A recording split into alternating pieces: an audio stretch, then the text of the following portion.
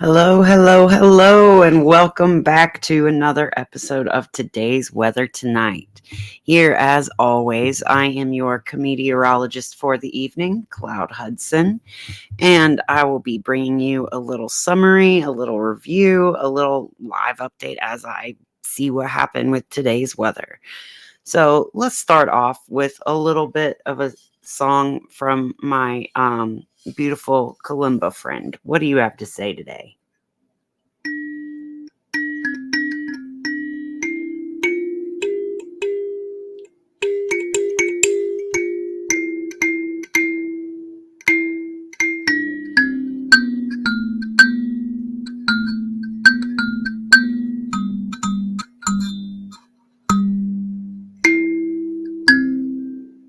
Uh-oh, I think that one's copyrighted.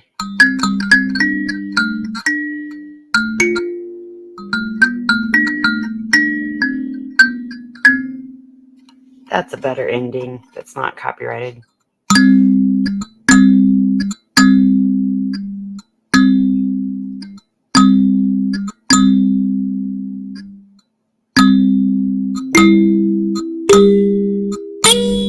Oh, I'm out of tune there.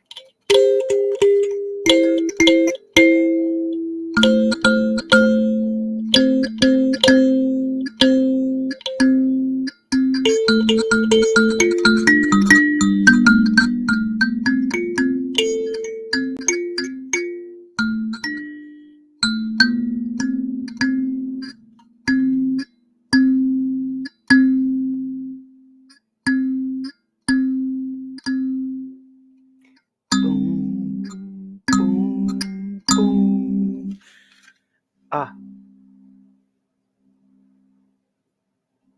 Can you hear how the wood is what's really resonating here? I love this little instrument so much. It feels good to have it play it on your heart. Like,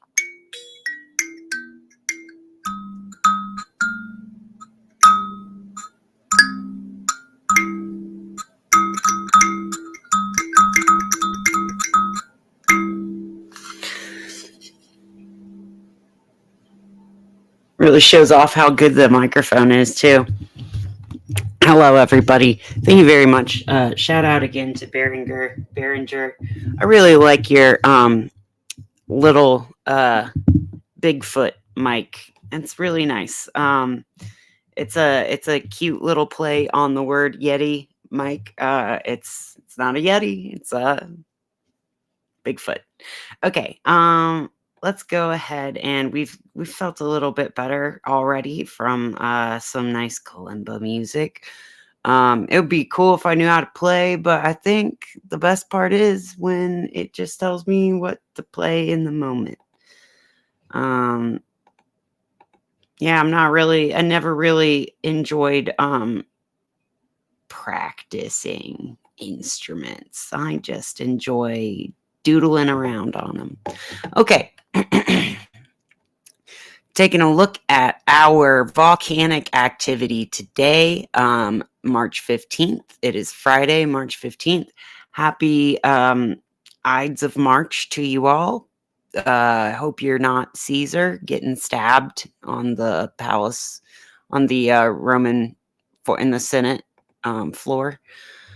Here we got a nice picture of Mount Ibeco erupting on the 12th. That's on Paramushir Island out near the Kamchatka volcanic chain. That's really like Aleutians to Kamchatka area. Minor, sometimes volcanian type eruptions and ash plumes. Ferdinandina, low-level effusive eruption continues, gradually slowing down over the past few days. And this is what the volcanic ashes have looked like from that flow. Popo is still emitting ash, and so is Reventador, but it's very hard to see. Fuego still possible volcanic activity continuing. Nevado de Luis is still going on. Sabancaya is still going on as well as Reventador. let's see. We don't have anybody new added to our roundup, I don't believe. So let's go ahead and check out today's earthquakes.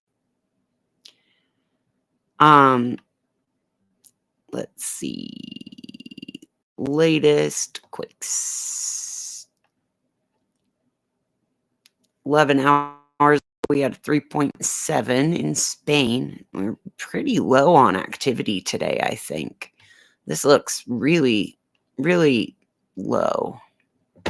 All right, we've got more activity through the Central America again. That's good to see. Another 4.7 in Tonga. This is the interesting one, seeing that Spain and the Strait of Gibraltar had some activity as well. And we're seeing one north of Iceland in the Norwegian Sea. So we've now got, and some here in the Azores. So we've now got earthquakes happening at both places that we measure the North Atlantic oscillation. That is a weather term that I'll go into in deeper detail again later, some other time. Basically, the waveforms have their own little names. Let's take a look at, this is the one that's only showing me the shallows. Let's go to all. From yesterday to today, all magnitudes, all depths, instead of just the shallows. There we go. Okay, that is not looking like the same map that we had on earthquake today. I guess this is the one in the Iberian Peninsula that really, it's really south of Spain is where they had it marked, but I saw an earthquake report. Let's go back to recently closed because I want to compare and contrast some of these. How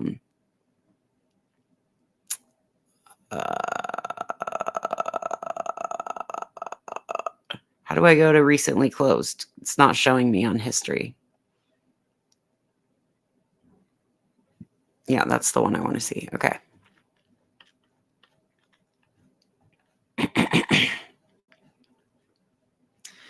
For some reason, here on Volcanoes Discovery, they've got something listed up here in northern Spain. Oh, that was a reported felt at 1539, and the original quakes were earlier today. Let's see, what time was this one reported? 4.5 at 10 kilometers depth at 2017 and at 306. This was the one from yesterday here in the Northwestern Balkan region. I don't know why they're calling it that instead of the country it is. But here in the Strait of Gibraltar, really, we saw the, that's where the epicenter of this Spain earthquake was today. We've also got continued disturbances out here in the mid-Atlantic ridge. Let's see, not showing us the ones from the Azores either that did show up. Azores Island, Portugal. That's at 3826. These are at 4229. So really, okay, this is the Azores. This is where there was something felt. Was it reported felt? I'm not sure. Also have one here in the Caspian Sea, and in Tajikistan, here in Western Kazakhstan, Afghanistan, and into China. And that is all not really showing up. Well, actually, no, here we go. Into China in the desert region, we are seeing some of these quakes being reported, and also here in the Afghanistan Tajikistan border. Again, another place where all the arrows are pointing. Do you see the arrows? Do you see the arrows that I'm talking about? Let's see, another one out here in the Andaman Andaman Islands. I don't know why that one's so hard for me to say. The Andaman Islands saw another 4.8. We saw a shallow 5.2 at 10 kilometers depth, just south of the main island of Japan in the I think the Ryukyu Islands. I think that counts as, I'm not sure which province that is, but we see a few more on the mainland. These are in the 33 to 70 kilometer depth, and also these orange ones are in the 300 to 500 depth range. And now we've finally got more deep quakes coming out of the Fiji, Tonga, Vanuatu Islands region. Really, where this rift is where we're seeing a lot of quakes reported. Still seeing more activity off the southern tip of the West Chile Rise. Also seeing, see, this doesn't show hardly any Central American activity, but then when we go back to looking at where earthquakes were reported as felt today on volcanodiscovery.com, we see them all over the Pacific coast of Mexico. Seeing like a 5.0 reported in El Salvador. Not even, I mean, is that what this one is? Is that this is the 5 in, it says off the coast of Central America, 315 at 313. Is that what this one says? Yeah, I mean, kind of. That's roughly the same one, but there are a lot of reports of being felt all over the place here. I mean, these aren't even felt reports. These are observations. And so I'm not sure what data source this website uses, that interactive earthquake browser is not using. But y'all, I am looking into upgrading my computer system so that I'll be able to run like Earthquake 3D and multiple Earth weather visualizers at once. It's just taken me my entire whole life to believe that I need to upgrade my system. So your patience is really appreciated while I work towards having an adequate computer. Because believe it or not, I'm coming to you live from a Chromebook right now. I've done this entire thing from an Acer Chromebook. So I do trust Acer. I think they're a pretty solid computer brand, but just unfortunate that this is technically a Chromebook and can't actually run any Windows, Linux, or Mac operations due to that barrier. I gotta believe, not be afraid that I'm not worth investing in. I gotta believe I'm worth investing in. And speaking of investing, let's investigate our weather today. Today's weather tonight. Let's take a look at real-time analysis. Let's see, what did our temperatures do today? I know we saw quite a few tornado warnings and severe weather and hail threats throughout the deep south and the Gulf Coast here. And looks like we've got that cooler air settling in behind that big warm wave that gave us all that cape yesterday. And here you can see, you can still see the shadow of those rain clouds moving throughout the southeast. Really, this wave of 60s regions, you can see here, like this is a cloud that settled out and cooled off the temperatures. Let's see if we got let's see a precipitation map. And y'all, I did gloss over it, but Colorado has seen a lot of snow. Like, I think they got 8 to 10 feet in some places of Colorado recently. Very, very large amount of snow been dumped in Colorado recently. Um, let's see. So a 24-hour precipitation analysis shows, like, I could understand why they had some flood warnings up here in northern Louisiana. But over the past 3 days, gets even worse. Yeah, all over the place. 168 hours. When you remember that this precipitation falling in Colorado is frozen and this has all been liquid precipitation, that is a massive amount of snow. Let's go ahead now and look at our GOES satellite imagery for today. The observations are great, but let's go to the satellite imagery. All right. Ooh, look at this. This is our big cutoff low bowling ball of energy down there. Still getting sprayed and kind of like pushed into place, hovering around the just hovering in the Southwest United States area, because this new push of air from this continued Gulf Stream, tropical air stream coming from the Pacific is veering off, and I didn't even want to say veering because that's technically a term, but is keeping this cutoff low hanging out right here in Southern California. The rest of this, however, is causing those flare-up storms with the straight line winds. You see how there's at all levels of the atmosphere, the wind is moving in the same direction. This is giving an adiabatic lift over the mountains, and also there's a lot of moisture and temperature energy available to convect up into these storms. So we're seeing continued storms popping up, supercells that then go off to spray into these less concentrated masses. It's really this like spot of initiation that you got to be worried about the severe weather, and then it's less concentrated as this goes down.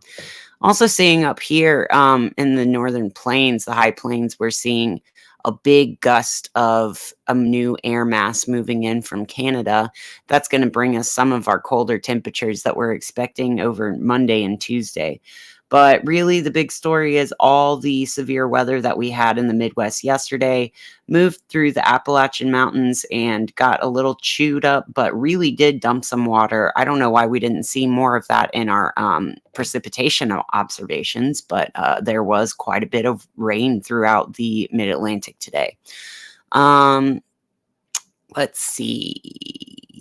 Do we have any... I go to the SPC just to make sure we're not in any active, we're still seeing all kinds of, let's see what our active warnings look at. That's looking pretty gnarly down in South Texas right now. What are our current watches? Just severe thunderstorms. Only severe thunderstorms. That's fine. And we're seeing a marginal risk of severe thunderstorms over here in the from the Florida Panhandle into coastal Georgia and South Carolina. Convective outlook. No mesoscale discussions right now. Storm reports, it looks like we had one tornado report here in Illinois today and one tornado report in Louisiana. Some high winds and some scattered hail throughout the deep south. So we are not doing too bad compared to yesterday, honestly. Our fire risk is elevated, but we're not seeing the same kind of really terrible conditions that we saw earlier in the month. Let's go ahead and take a look at... Let's go ahead and take a look at our solar weather for today. The density of the solar wind is moderate.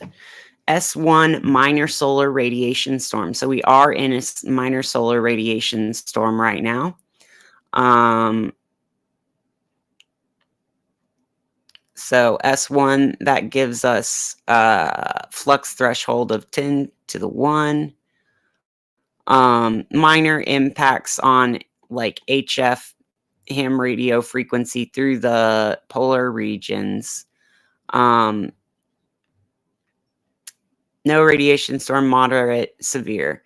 So let's see what that looks like on our proton and electron fluxes.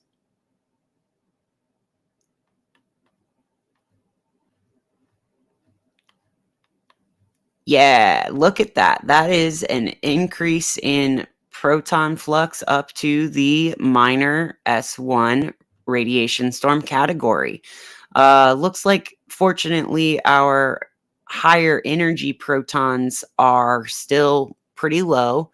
So that's nice. But for anybody who is sensitive to that proton flux, if you remember other times of proton flux, then you will realize that this is another time of that. And that is probably because we've got some, looks like, I mean, not even any areas of holes. I'm not super sure what's causing this, but let's take a look at today's coronal mass ejections. Let's see what today's CMEs looked like.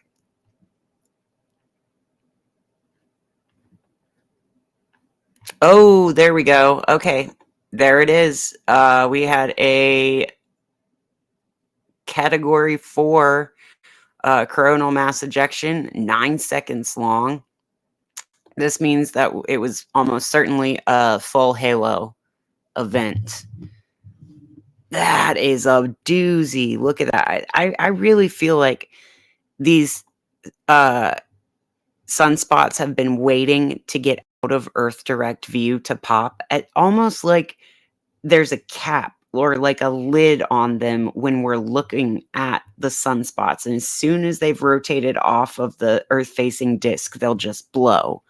That is a gorgeous picture. Beautiful. I like to see the jellyfish. You can see vertically everywhere from the North and South Pole radiating, and you can see the little tiny scintillations in the frequency. Just really gorgeous. Let's watch that one again. Watch that one. Beware the Ides of March. Look at this. Major coronal mass ejection. There's no way that some of that isn't going to us, you know? That's got to have at least some Earth-directed component, and I wouldn't be surprised if this is what our proton storm is from. Let's see. That wasn't the only one today, though. We had from 18 to 28. We had 10 different coronal mass ejections today. One of them looked to be pretty direct. That one's not really, well, the one that it's showing isn't really the one we're looking at. The one that looks pretty in that isn't the one that it's measuring. Let's see what people are saying about this powerful CME.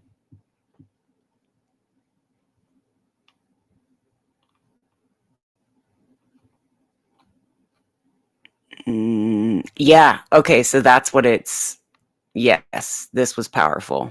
Several limb eruptions making it extra bright. Limb CMEs always have the best backdrop.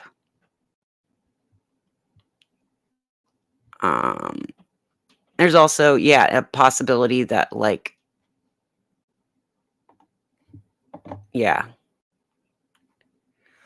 there's also a possibility that this was more on the far side, but let's take a look at the sun's far side, actually, to see what we're looking at with incoming sunspot regions.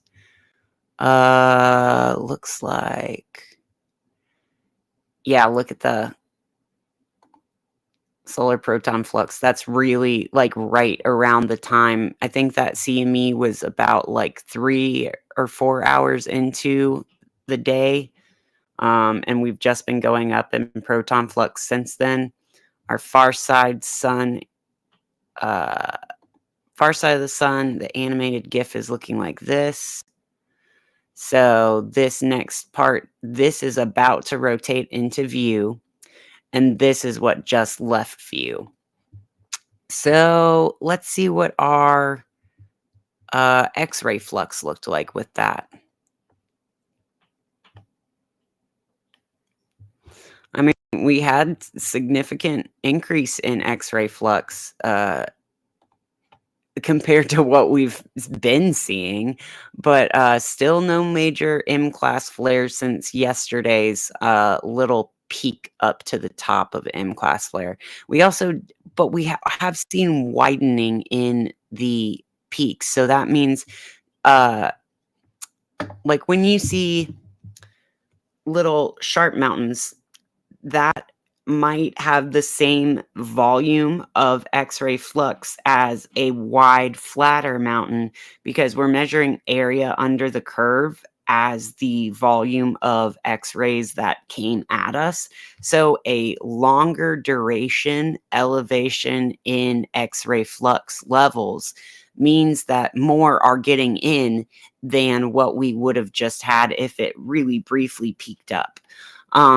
So I would be shocked if we don't see it come back up, our average X-ray flux come back up soon in the days nearing the equinox. I feel like we're going to get some really good coupling of the interplanetary magnetic field and the Earth's magnetic field.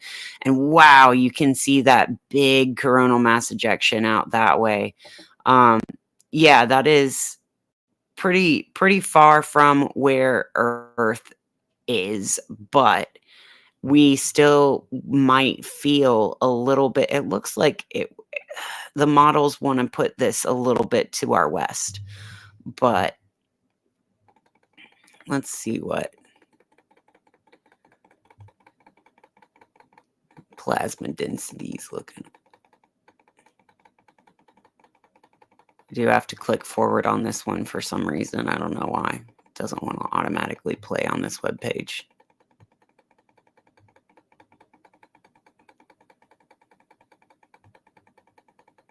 Yeah, I mean, yeah, that's a gorgeous coronal mass ejection, but where's it going? Not here. Not here. You know what I mean? Let's see what that looked like on the sun actually. Let's see what our visuals were. I think I want to see this in the band where I can see a lot of the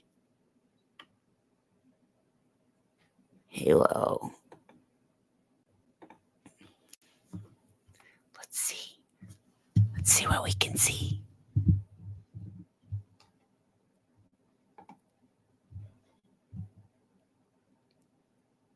Looks like two eyes and a mouth going, "Ooh, oh, look at that big ass filament." That is humongous. And that is what I was expecting to be the mass ejection.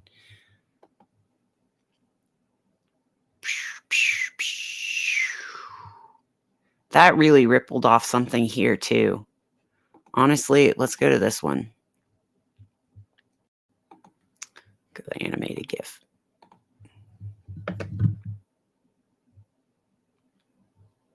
See what we got. See what we're working with. Look at this big tornadic vortex.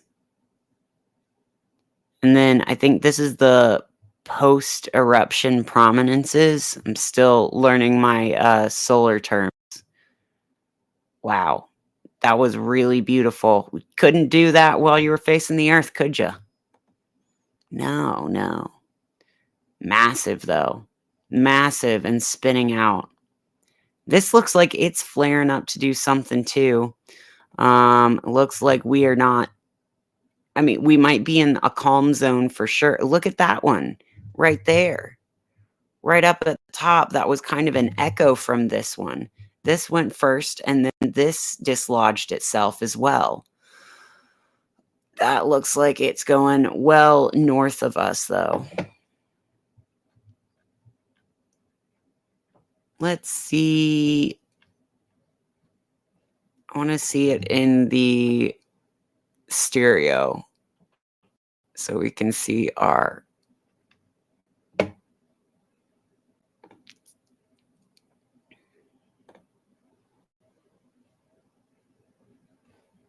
No. Let's see if Soho's got me. Yeah. Okay.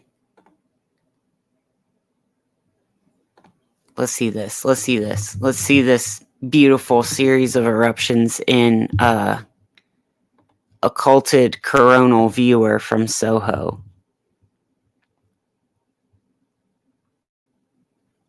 Fast solar winds there. Beautiful. Whoa. That was that top one, I bet. And this is this getting to erupt. Whoa. Blammo. Look at that. Let's look at this again. Okay, so let's play that back. Okay, so we're already seeing a little bit of sparklies, these solar protons increasing. Got a little bit of a burst there. We're also seeing some other minor coronal mass ejections that just didn't get played. But bam, look at this. Really like ripening up like a bud bursting forth in the springtime off the trees. And then really causing a southward component too. Let's look at that one more time. This is it right before bursting. This is the largest the prominence can get before it can't hang on anymore. And then it just erupts everywhere.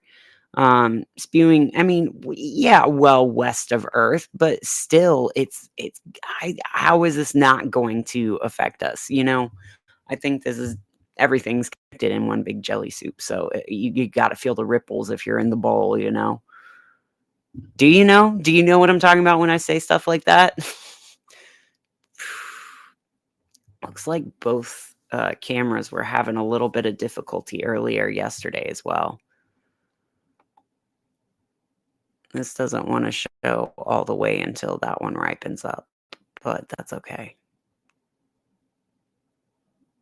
You can also see that minor solar radiation storm sparklies. That's looking ginormous, I gotta say. This is looking big. Let's take a look at what this means for our auroral activity. I know that our auroral activity has indeed gone up in the past few weeks. It's been pretty nice. It'll take 63 minutes to propagate the solar wind from discover to Earth. So where it's measuring to Earth. So that density is way down from being way up. We just started it when it was way up and then it's way down. That to me says that maybe there's magnetic field change or something, because that is weird.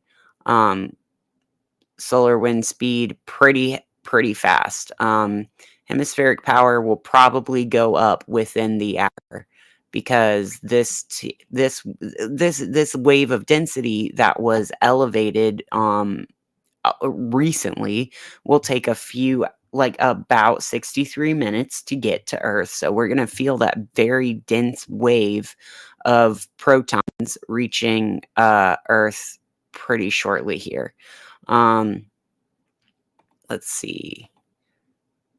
I don't think any of those are facing the night, so I don't want to, I mean, that is, but minor solar radiation storm, active geomagnetic activities continued. KP4 threshold was reached on 315, technically.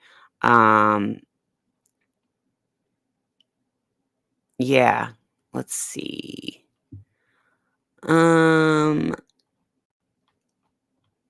So, looking like it's cooking up a little bit more, but still not looking too great actively right now.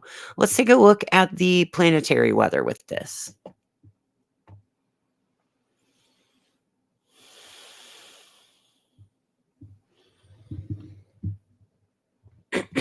Okay, and it is Friday, meaning it is Venus's day. We are currently in a sun hour of Venus's day. That's when I started the broadcast. The next hour will be a Venus day and a Venus hour. We're looking at Venus in Pisces now, solidly, really happily, honestly. We're glad to have her here in Pisces. It's a nice change of pace. We're going to see that Pisces or that Venus in Pisces will conjoin Saturn within a couple days. And that conjunction will happen sextile to Jupiter in Taurus. Jupiter in Taurus also moving towards its conjunction with Uranus, getting closer every day. We've also got the moon sextile to Mercury in Aries, and Mercury is the ruler of Gemini, which is where the moon is. Um, so that's all looking well placed to take initiatory action, make decisive calls, maybe network with your friends about how to further exchanges of communication and your selfhood ideas, initiating things. Also putting your money where your mouth is and maybe getting your taxes done, maybe getting that sweet tax return, maybe spending it on a, I don't know, computer from your friend, something like that. I think also we're moving out of the Mars square Uranus time. We're about to get 5 degrees of separation between Mars and Uranus. So action and computers and weather all not bumping up against each other as much anymore. So that'll be relieving, I think. We'll be moving out of the time of big squares in Aquarius to our big outer conjunction of Jupiter and Uranus pretty soon. And that sun is just about to make a conjunction with Neptune, connecting us to the other world, to the spirit world, to the depths, the fathoms below, to the oceans. Before Neptune was discovered, we used to think of Saturn as the most outermost planet, and that is why it had connotations with sailing and ships and the deep sea, ocean, and limitations. But now we've got both of those planets that we think of as the furthest out planets in Pisces, which is our furthest out sign.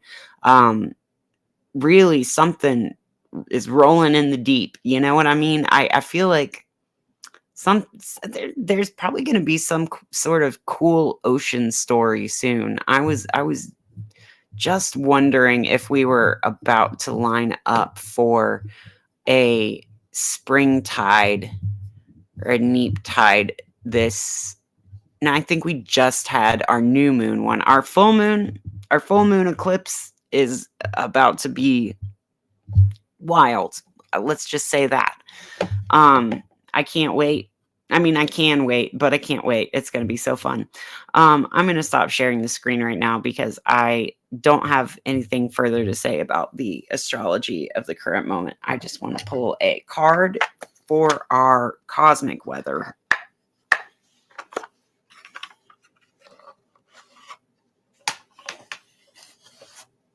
Okay.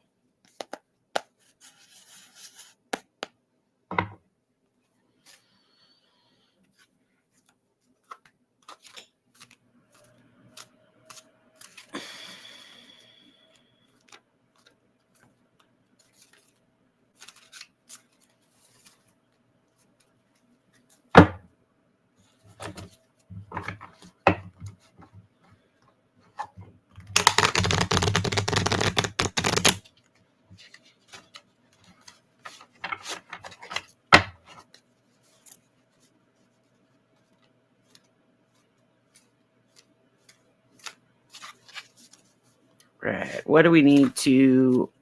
My hair looks so crazy right now. What do we need to call out of the cosmic weather? What do we need to know about the cosmic weather right now?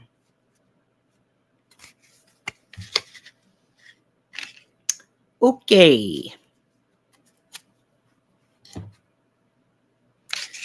Got the Three of Cups reversed and the Six of Wands reversed. So the Three of Cups, meaning convivial, joyful, shared emotions like gal pals hanging out, going into the retreat mode, into the within mode, or the external or the inversion of this energy. So the even more feminine aspect, maybe it's less of a party and more of a let's hang out at the same time and do nothing together kind of thing. Also loving your friends by leaving them alone and letting them leave you alone, and that makes for a beautiful friendship too, not having to respond all the time. Also, the Six of Wands is the energy of just coming back from a battle or a victory that's been won. So maybe we're going to reverse, reevaluate whether we're actually done with a certain story, reevaluate whether a certain chapter is actually ended the way we thought it did, triumphantly, or if we're still in that battle right now. I think there's a lot of reevaluation energy, especially in our social sphere and in our action taking times.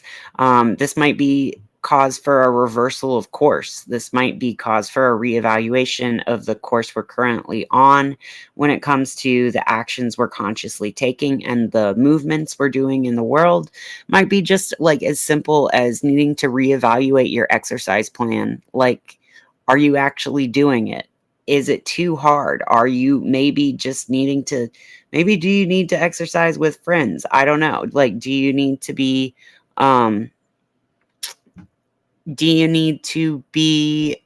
alone more often or not alone as often? You know, it's these reversal times that help us reevaluate whether we actually are on the path we want to be on.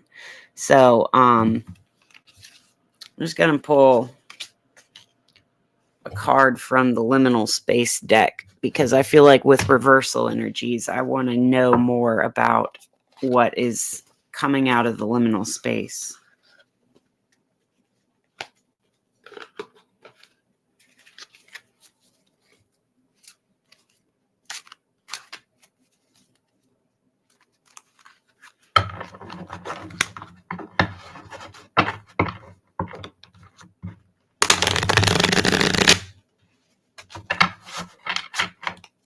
Good card shuffling ASMR today on the pod.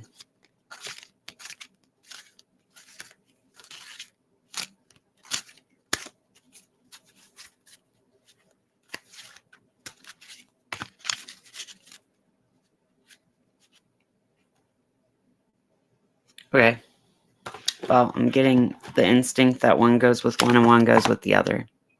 These are all upside down today, but I don't read reversals in this deck. Okay. So the one that we got for interpreting Three of Cups is a magician is only as good as their tools. It's got a little hot glue gun, a fancy flower vase, journals, a little bit of money, crystal ball, some books, crystals, candle, and a tarot deck. If you see on there, think that is supposed to be the magician card in there, which is really interesting. Also prescriptions. A magician is only as good as their tools. Remember that all of these are magical tools that we do use. Maybe we need to reevaluate what tools we are bringing ourselves together over. And then this one, our Six of Wands reversed, I got an interpretation card of perception is reality. Don't forget that. That's a message I usually get from that other positive deck that I have, but perception is reality. Don't forget that. I'm going to read the interpretations for these.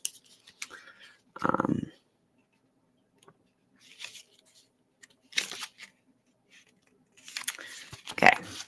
Magician is only as good as their tools says, the wheel was first used as a means of transportation around 3200 BC, and magic was alive and well long before that. Now there are cars, airplanes, rocket ships that can safely launch into outer space. There is technology to connect us, infrastructure to support us, medication to balance us, more information available than ever before to educate us, as well as the practices of the ancients. Examine your resources and expand if necessary. What are you using and how is it working? There is no wisdom in refusing a tool that will help you. Let's reevaluate our tools, our friendships included. And then our perception is reality. Seems pretty self-explanatory.